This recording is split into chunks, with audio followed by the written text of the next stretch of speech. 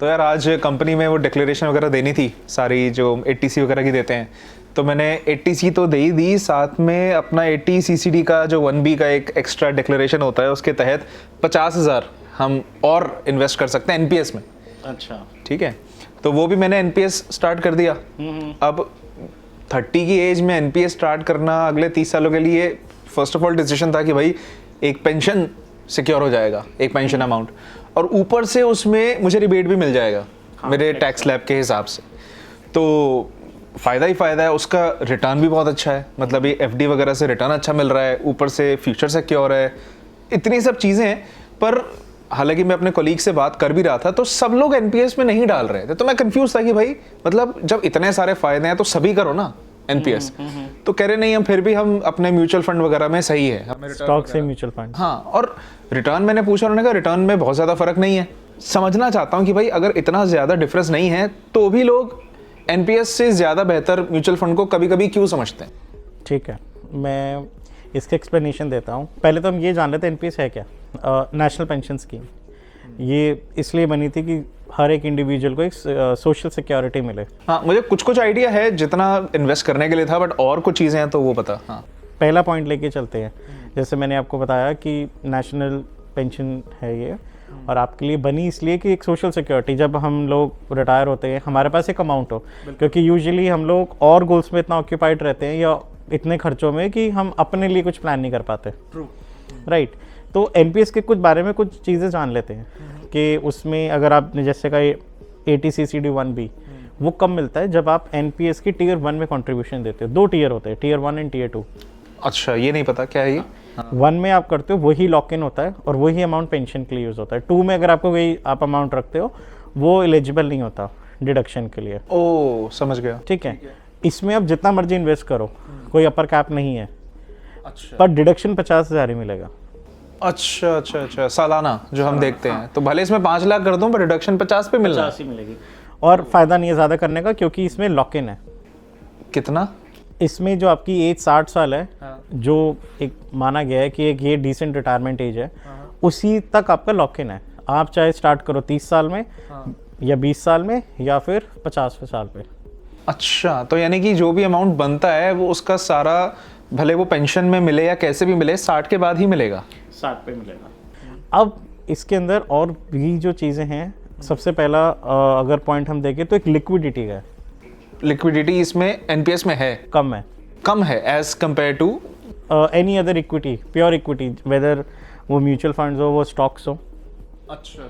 अब reason being, अगर आपने NPS करा और आपको ये लगता है कि चलो ठीक है, ABC रीज़न, कोई marriage purpose, get marriage, education या कोई हाली बीमारी, आपको पैसा चाहिए, तो वो आप पूरा नहीं निकाल सकते। पहला उसमें क्लॉज, अगर आप 60 से पहले निकालते हो तो आपको 20% लमसम मिलेगा और आपका 80% पैसा जो है वो पेंशन में जाएगा। ये 60, ये मैच्योरिटी के टाइम है, 60 के टाइम? जब भी आप, मैच्योरिटी नहीं, प्री मैच्योर, 60 से पहले कभी लेते हो तो। अच्छा, ओके। मान लो आपने कहा कि 3 साल के, ये 4 साल के बाद आपको पैसे की ज़रूरत पड़ गई, आपने उसमें से निकालना चाहा, तो जितना आपने 3 साल तक तो पहले आपने चलानी है, वो कंट्रीब्यूशन दिखाने हैं, तो जो आपका कंट्रीब्यूशन है उसका आपको 25% पैसा मिलता है। ठीक है, प्लस ये आप इस चीज़ को एक्सरसाइज सिर्फ 3 बार ही कर सकते हो। पहली चीज़ आपने कहा कि 3 साल तक लॉक इन है उसका, कि भाई 3 साल उसको एक्सरसाइज करना, पैसा निकाल ही नहीं सकते, मतलब वो तो bill pure he lock in है। उसके बाद अगर आप सोचते हो कि चौथे साल आपको पैसा निकालना है, तो ये क्लॉज है कि मतलब आपके जितना कंट्रीब्यूशन आपने करा है उसका 25%। तो मान लो मैं पहले 3 साल 1-1 लाख रुपए डालता हूँ और 4th ईयर मुझे लगता है मुझे अमाउंट निकालना है, तो सिर्फ 25% निकाल सकता हूँ 3 लाख का। हाँ, अच्छा, तो उतना ही मुझे मिलेगा। अब उसमें, और ये ऑप्शन भी आप 3 बार पूरे ओवर द टेन्योर एक्सरसाइज कर सकते हो। अच्छा, ये भी एक बात है कि भाई पूरे अगले जब तक रिटायरमेंट नहीं होती 3 ही बार निकालोगे। और इसका जब मैच्योरिटी आता है तो आप मैक्सिमम पैसा इसमें 60% कैश ले सकते, मतलब cash in the sense lump sum withdraw कर सकते हो। अच्छा, जो कि टैक्स फ्री है। 60% अमाउंट हम ले सकते हैं, टैक्स फ्री है। लेट्स से आपके पास 1 करोड़ बना, अच्छा, 60 लाख आपका टैक्स फ्री है, 40 लाख की पेंशन बन जाएगी। अच्छा, अब ये पेंशन वो बनाता है, ऑब्वियसली IRDA से कुछ रजिस्टर्ड कंपनीज हैं, वो ही आपको 1 साल 6 महीने या पहले कांटेक्ट करती हैं और वो आपको एक एन्युटी प्लान देती हैं। ओके, ठीक है, आपकी पेंशन स्टार्ट हो जाती है। अब वो आपके लिए अब उस टाइम का जो भी रेट होगा वो आपको मिलेगा। और आप जान सकते हो आज से 30 साल बाद पेंशन का रेट मुझे नहीं लगता शायद 4% से ऊपर होगा। ठीक है, आज के रेट में अगर आप देखते हो 5.5 पे जाता है। और जो भी आपका पेंशन आएगी वो आपकी स्लैब रेट के हिसाब से टैक्सेबल होंगी। ये भी है। ठीक है, तो इसमें आप कह सकते हैं एनपीएस में पार्शियल टैक्सेशन वाला फंड है। तो इसमें हम 60 साल का ही मैच्योरिटी एज क्यों है, ये हम डिसाइड करते हैं एनपीएस की? ये है, ये स्कीम का ही एक फीचर है। 60 से ज्यादा कोई एनपीएस में पैसे नहीं डाल सकता? डाल सकते हो अगर आपने 60 पे अकाउंट करा या आप उसको कंटिन्यू करते हो और आगे। ये तो बेसिक सा हो गया। अब इसके बाद मैं आपको बताता हूँ कि एनपीएस में कौन इन्वेस्ट कर सकता है। इसके अंदर इंडिविजुअल हुआ, एनआरआई हुआ, दोनों कर सकते हैं। ठीक है, बट एचयूएफ नहीं कर सकता। वेरेस म्यूचुअल फंड्स में कोई रिस्ट्रिक्शन नहीं है। इसके अंदर एज रिस्ट्रिक्शन है 18 to 70, minimum 18 years, maximum 70 years. हाँ। और बट 75 आपकी एक ऐसी एज है, जैसे आपने कहा था अभी कि आप 60 से कैरी कर रहे हो, तो आप उसको मैक्सिमम 75 तक खींच सकते हो। अच्छा, उसके बियॉन्ड नहीं। उसका गवर्नमेंट भी कहेगी और कितना करोगे। हाँ, ठीक है, तो वहाँ उसके बाद नहीं खींच सकते। अब म्यूचुअल फंड्स में आपके लिए कोई एज नहीं है। अगर 18 से छोटा है, माइनर में इन्वेस्टमेंट होता है, मेजर आप 100 साल तक जीरो आप करते रहो। उसके बाद अगर आप देखोगे इसमें चॉइसेस लिमिटेड है। जैसे एनपीएस में 2 चॉइस होती हैं आपके पास, active and auto. What's that? Active choice का मतलब होता है, पहले उससे पहले एक और चीज़ बताता हूँ। अभी आप जब भी एनपीएस में जाते हो तो यहाँ एलोकेशन होती है। इक्विटी में आप मैक्सिमम 75 जा सकते हो। कॉर्पोरेट में आप मैक्सिमम 100 पूरी limit, government securities 100, alternate assets 5%। तो रिटर्न की जब बात करते हैं इसमें एश्योर्ड रिटर्न नहीं है, मार्केट लिंक्ड है। नो। ओह अच्छा, ये काफी लोगों को शायद नहीं पता, उनको लगता है ये गवर्नमेंट की तरफ से है तो भाई मतलब एश्योर्ड रिटर्न मिलेगा। ये भी मार्केट है, इसमें भी आपको एनएवी ही अलॉट होता है। तो अब इसमें क्या रहेगा, आपको ये 2 चॉइसेस हैं। आपने अगर एक्टिव ले ली तो आप खुद डिसाइड कर रहे हो कितना एलोकेशन रहेगा उसमें। अब मान लो कोई भी, जैसे 50 साल के हुए, आपने कहा नहीं यार मैं तो अभी भी इक्विटी में 75 रख सकता हूँ, रखो। बट अगर आप ऑटो चॉइस पे हो तो वहाँ जो पेंशन फंड मैनेजर है वो डिसाइड कर रहा है, वो आपकी एज के हिसाब से इक्विटी कॉम्पोजिशन कम करता रहेगा। ठीक है, अब वो ओवर द टाइम कम होगा तो रिटर्न्स भी ऑब्वियसली कम हो जाएंगे। ठीक है, तो इसीलिए अब उसका ये करना इसलिए है क्योंकि वो आपको एक सेफ जगह पे रखना चाहता है। अच्छा, कि आप जब रिटायरमेंट पे आओ तो आपके पास एक डिसेंट मनी हो। तो आज के टाइम पे अगर मुझे फॉर एग्जांपल उसमें एक्स रिटर्न आ रहा है तो आज से 20 साल बाद एक्स माइनस कुछ रिटर्न हो सकता है वो। हाँ, है ना। ठीक है। अब इसके अंदर आपकी कई पेंशन फंड कंपनीज होती हैं। अच्छा। वेयरएज अगर आप म्यूचुअल फंड्स में देखते हो तो 40 से 44 टोटल फंड हाउसेज हैं। इतने ज़्यादा, मतलब एज कम्पेयर टू एनपीएस। तो आपके पास चॉइसेस बहुत वास्ट है। राइट, आपके पास एलोकेशन के लिए भी एक अच्छा ऑप्शन है। अगर किसी को ऐसा लगता है कि वो लार्ज कैप में जाना चाहता है या कोई लॉन्गर टाइम के लिए ज़्यादा रिस्क लेके ज़्यादा रिटर्न कमाना चाहता है, वो स्मॉल कैप ले सकता है। वेयरएज आपको एनपीएस में चॉइसेस नहीं मिलती। अभी तक तो मुझे जितनी आपकी बातें मैं सुन रहा हूँ ऐसा लग रहा है कि भाई एनपीएस से बेटर है अगर मैं इक्विटी में जाना चाहता हूँ, बट कहीं तो कुछ होगा कि एनपीएस में भी लोग करते हैं। एनपीएस का एक बेसिक सा जो सबसे यूएसपी रहता है वो रहता है कि वो टैक्स सेविंग रहता है ओवर एंड अबव एटीसी। ठीक है, अगर आप 80 CCD 1 देखते हो तो उसमें आप एनपीएस में कंट्रीब्यूशन 1.5 लाख तक भी कर लो, आपको मिल जाएगा। ठीक है, वो 80C का ही पार्ट हुआ, बट उसके ऊपर किसी को और डालना है और वो फिर एनपीएस को ऑप्ट कर सकता है 80 CCD 1B में। वो वहाँ अगर 50,000 डालता है तो उसको अगेन टैक्स सेव होता है। अब मान लीजिए एग्जांपल लेते हैं आप 30% ब्रैकेट में हो तो आपने हर साल का 15,000 सेव करा, 50,000 डाला तो 15, हाँ 30%। बिल्कुल, तो ये आपके लिए एक एडवांटेज है। यानी पूरे 30 साल तक मैं लगभग 4.5 लाख रुपए बचा लूंगा का टैक्स। तो लोगों के लिए सबसे अच्छा ये है कि जो लोग टैक्स सेविंग के लिए जाते हैं एग्रेसिवली, और इससे आपका एक पैसा क्रिएट हो रहा है। ठीक है, अब यहाँ पे जो चीज़ एक और आपको बताता हूँ, लिक्विडिटी। एनपीएस में लिक्विडिटी, जैसे मैंने आपको बिगनिंग में भी बताया, थोड़ा सा प्रॉब्लमेटिक है क्योंकि सबसे बड़ा मेरे को इसमें एक ड्रॉबैक ये लगा, मैच्योरिटी हुई। मान लीजिए 60 पे आपने पैसा ले लिया। अब मैं 60 यहाँ क्यों कह रहा हूँ, मैं आपकी रिटायरमेंट एज मान रहा हूँ। अब आप 75 तक काम करो या 70 तक करो, वो आपकी कॉल है। 60 पे आपने पैसा लिया, ठीक है, मिलेगा तो 60% ना मैक्सिमम, बचा कुछ आपका पेंशन है। बट लेट्स से उस टाइम पे आपका एक मेजर इवेंट है, आपका जो किड है उसको एक मास्टर्स करना है और उसके लिए एक CR चाहिए। आप क्या करोगे? 60 लाख वो लोगे और बाकी 40 का क्या उस टाइम में लोन लोगे?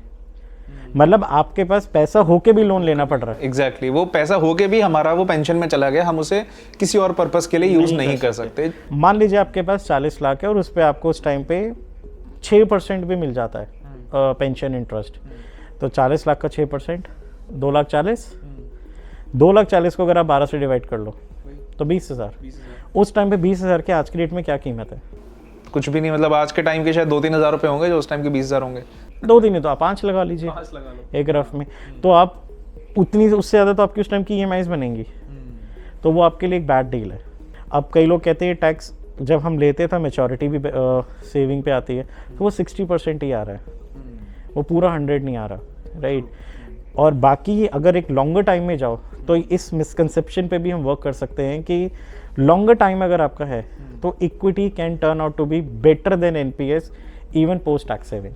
मतलब ये आप कह सकते हो कि अगर टैक्स भी मुझे वहाँ पे ज़्यादा देना पड़ रहा है तो भी मैं इसे ज़्यादा कमा लूँगा। मैं आपको ये दिखाता हूँ। अच्छा, बट एक चीज़ है कि अगर कोई NPS में जाना चाहता है तो ये मार्केट लिंक्ड है जैसे आपने बताया, तो फिर जाहिर सी बात है कि अगर दोनों ही मार्केट लिंक्ड हैं तो मुझे सबसे ज़्यादा बेनिफिट इसकी लिक्विडिटी का लगता है कि मैं इक्विटी में आज से अगर मैंने आज भी पैसा डाला, मैं 5-6 साल भी पूरा निकालना चाहूँ मैं निकाल सकता हूँ। 5-6 साल आपने आज डाला कल निकाल लिया, 1% एग्जिट लोड ही तो आएगा, एग्जिट लोड आएगा। बट वो मैं जानना चाहता हूँ जो आप टैक्स वाला कह रहे हो। तो ये मैंने एक छोटी सी एक शीट प्रिपेयर करी है जो मैं आपको भी दिखाता हूँ कि इसमें आपके लिए क्या एडवांटेज आएगा।